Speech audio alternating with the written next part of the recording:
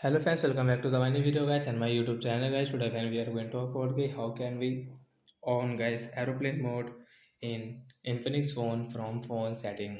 Friends, you want to on guys your aeroplane mode from your phone settings. So how can you on and how can you use it? Today friends, I will show you. I will tell you in this video guys. So before starting video, friends, first of all go and subscribe the channel guys. Click the bell icon. Friends, now let's see how to on aeroplane mode and how to use it. So guys, open your phone setting. After on phone setting guys, you can see the stuff settings of how to on aeroplane mode. Friends, click on this more connection setting, and once you can see aeroplane setting first of all, first of this one guys. So we will on from here. After on guys, you cannot use guys your mobile data and call setting guys. You can use guys only Wi-Fi setting. So once you want to connect any Wi-Fi network after on airplane mode, so guys you can connect from here and you can use it. So example for guys, I will click at this Wi-Fi network guys. I will enter this Wi-Fi password to use it. Wi-Fi network guys, you can see connected.